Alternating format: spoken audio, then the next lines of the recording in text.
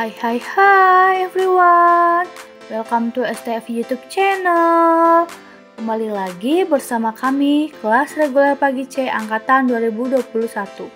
Kali ini kami akan membahas tentang kemasan sediaan farmasi. Ada kata pepatah mengatakan tak kenal maka tak sayang. Maka dari itu, izinkan saya akan memperkenalkan diri terlebih dahulu. Perkenalkan, Bapak Apoteker Wahyu Priyo Legowo Magister Farmasi sebagai dosen pengampu mata kuliah Teknologi Formulasi Sediaan Solid. Selanjutnya, saya akan memperkenalkan anggota dari kelompok kami. Yang pertama, Fikri Nugraha yang ber-MPMA 181082. Yang kedua, Gevira Zahira Putri yang ber-MPMA 211095. Yang ketiga, Isani Nur Islami yang ber-MPMA 211097. Yang keempat, Meli Cecilia yang ber-MPMA 211102. Yang kelima, Nabila Siti Ainur Hikmat yang ber-MPMA 211105. Yang keenam, Nanda Putri Salsabila yang ber-MPMA 211106.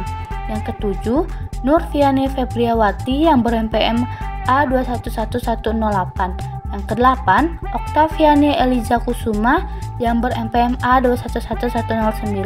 Yang kesembilan, Salsa Hasna Mutia yang ber-MPMA 211116. Yang kesepuluh, Sunarti yang ber-MPMA 211120. Pengemas dan kemasan. Pengemas yaitu semua bagian dari bahan kemasan meliputi wadah, tutup, dan selubung sebelah. Fungsi kemasan adalah sebagai berikut. Mewadahi produk selama distribusi dari produsen hingga ke konsumen, melindungi dan mengawetkan terhadap pengaruh dari luar dan dari produk yang di dalamnya. Sebagai identitas produk, meningkatkan efisiensi, yaitu memudahkan perhitungan, pengiriman, dan penyimpanan. Memperluas pemakaian dan pemasaran produk, menambah daya tarik calon pembeli. Sebagai sarana informasi dan iklan, serta memberi kenyamanan bagi pemakai. Sedangkan kemasan adalah pembungkus atau wadah sediaan farmasi yang berfungsi untuk menjamin stabilitas obat. Kemasan dibagi menjadi 3 jenis, yaitu kemasan primer, kemasan sekunder, dan kemasan tersier. Kemasan primer adalah bahan kemas yang kontak langsung dengan bahan yang dikemas dengan syarat harus inert. Kemasan sekunder adalah pembungkus lanjutan setelah kemasan primer, contohnya kotak atau dus dan karton. Kemasan tersier adalah pembungkus lanjutan setelah kemasan sekunder, contohnya kotak atau dus. Untuk yang selanjutnya yaitu ada tipe-tipe kemasan. Yang pertama ada kemasan primer. Kemasan primer ini adalah bahan kemas yang kontak langsung dengan bahan yang dikemas. Produk kemasan primer yaitu strip blister, botol, ampul, vial, plastik, dan lain-lain. Yang kedua yaitu kemasan sekunder. Bahan kemas pembungkus selanjutnya biasanya dikenal dengan inner box, tidak berpengaruh terhadap stabilitas produk. Yang ketiga yaitu kemasan tersier. Kemasan tersier ini pembungkus setelah sekunder biasanya berupa outer box, kemasan untuk pelindung selama pengangkutan. Keempat yaitu kemasan unit tunggal adalah suatu kemasan sekali pakai atau kemasan satu dosis. Salah satu keuntungannya adalah berkurangnya kontaminasi obat. Yang kelima yaitu kemasan strip atau blister adalah kemasan yang mengandung sistem dosis tunggal biasanya untuk sediaan padat per oral. Yang keenam yaitu kemasan fotosensitif adalah wadah yang dapat menahan masuknya cahaya untuk melindunginya dari peruraian fitokimia biasanya berwarna gelap. Untuk yang terakhir yaitu kemasan termosensitif adalah wadah yang dapat menahan dari panas. Selanjutnya material bahan pengemas. Bahan materialnya yang pertama ada gelas tipe primer, kegunaan botol, ampul, vial berisi solution atau tablet. Selanjutnya plastik tipe primer sekunder, kegunaan botol, ampul, vial berisi solution atau tablet pembungkus yang terdiri dari beberapa kemasan primer. Selanjutnya wall tipe primer, kegunaan pengisi kosong. Material logam tipe primer, kegunaan penyusun aerosol penutup bahan. Material papan tipe sekunder, kegunaan kotak berisi kemasan primer. Material kertas tipe sekunder, kegunaan leaflet, label. Material liners primer, kegunaan penutup yang memberi segel kompresi. Selanjutnya syarat bahan pengemas. Yang pertama, memiliki permeabilitas terhadap udara yang baik. Kedua, bersifat tidak toksik dan tidak bereaksi atau inert. Yang ketiga, mampu menjaga produk agar tetap bersih dan pelindung terhadap panas dan kontaminan lain. Keempat, mampu melindungi produk dari kerusakan fisik dan gangguan dari cahaya atau penyinaran. Kelima, meningkatkan kemudahan penanganan, pengangkutan dan distribusi, dan membantu promosi atau memperlancar proses penjualan. Selanjutnya ada metode strip packaging, yaitu mengemas dengan 2 lapisan atas atau bawah dan kemudian disel dan dikat. Macam-macam bahan penyusun strip dan komposisinya. Yang pertama ada poliselonium yang terdiri dari bahan selofan, aluminium, dan polyethylene, yaitu sejenis bahan dari serat selulosa yang berbentuk tipis transparan yang berfungsi untuk menempelkan pewarna sehingga strip bisa colorful. Yang kedua ada poliselo yang terdiri dari bahan selofan dan polyethylene, sehingga sifatnya elastis dan tembus pandang. Polyethylene ini berfungsi untuk melekatkan selofan dan aluminium. Dan yang ketiga ada polinium yang terdiri dari bahan aluminium dan polyethylene. Aluminium ini berfungsi untuk menjaga obat dari pengaruh kelembaban dan untuk membuat 2 poliselonium dapat saling melekat saat di stripping. Selanjutnya ada sistem kerja mesin strip. Pemeriksaan strip. Saat produksi, dilakukan pengecekan kualitas PLM dengan tes kebocoran menggunakan methylene blue dalam pressure chamber deksikator.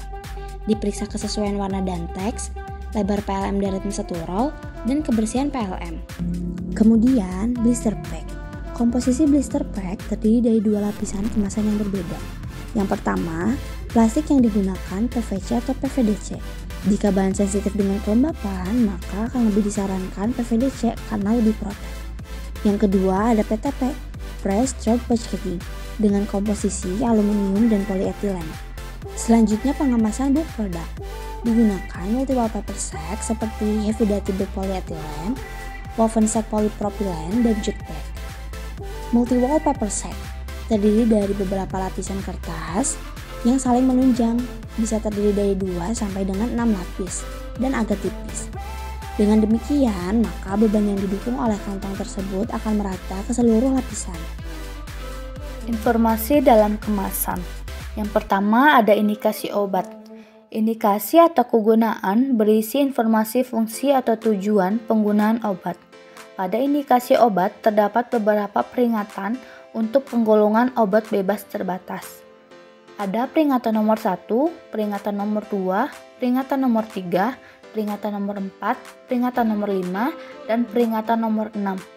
Pada contoh kemasan ini termasuk pada peringatan nomor 3, yang dimana awas, obat keras hanya untuk pemakaian bagian dari luar badan. Yang kedua, logo obat. Logo obat pada kemasan berkaitan dengan penggolongan obat yang memiliki tujuan untuk meningkatkan keamanan serta ketepatan dalam penggunaan maupun keamanan distribusi. Penggolongan berdasarkan logo obat diantaranya obat bebas terbatas, obat keras, narkotika, jamu, obat herbal terstandar, dan fitofarmaka. Pada kemasan ini termasuk penggolongan obat bebas terbatas. Yang ketiga, ada nama obat. Nama obat merupakan identitas, bisa berupa nama paten, nama generik pemerek atau brand, maupun nama generik yang merupakan nama zat aktifnya sesuai dengan INN atau International Non-Proprietary Name. Yang keempat, komposisi. Komposisi yang tertera pada kemasan berisi informasi kandungan obat terutama zat aktif atau zat berkhasiatnya. Komposisi yang tertera pada kemasan insto ini adalah tiap mili larutan isotonik steril mengandung tetrahydrojolin HCl sebanyak 0,05% bobot per volume. Yang kedua, benzalkonium chloride sebanyak 0,01% bobot per volume. Yang kelima, efek samping. Efek samping adalah efek yang mungkin muncul yang bukan merupakan efek utama atau efek yang diharapkan dari penggunaan obat dalam dosis lazimnya. Efek ini bisa muncul setelah penggunaan obat ataupun setelah penggunaan jangka panjang. Bisa bersifat ringan hingga serius.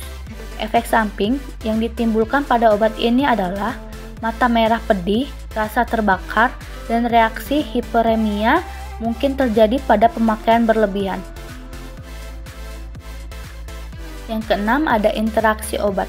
Beberapa obat terdapat berinteraksi dengan obat lain maupun makanan dan minuman. Informasi ini memuat obat dan makanan apa saja yang dapat berinteraksi dengan obat. Efeknya bisa meningkatkan atau menurunkan kadar efek obat, maupun meningkatkan efek samping. Interaksi pada obat tetes mata Insto ini dapat dilihat pada kemasan yang tertera. Selanjutnya, dosis dan aturan pakai. Dosis merupakan takaran jumlah obat yang dapat menghasilkan efek terapi tertentu. Dosis dipengaruhi oleh kondisi pasien, usia, berat badan, maupun luas permukaan tubuh. Maka dari itu, jika kita membeli obat, biasanya ditemukan perbedaan dosis untuk anak-anak dan dewasa. Kemudian, aturan pakai. Aturan pakai adalah petunjuk penggunaan yang memberikan informasi bagaimana cara pemakaian obat, seperti diminum berapa kali sehari, diminum setelah atau sebelum, atau pada saat makan. Menurut Food and Drug Administration, pelabelan aturan pakai harus diberikan secara ringkas, rinci, dan mudah dipahami. Untuk selanjutnya, penyimpanan obat.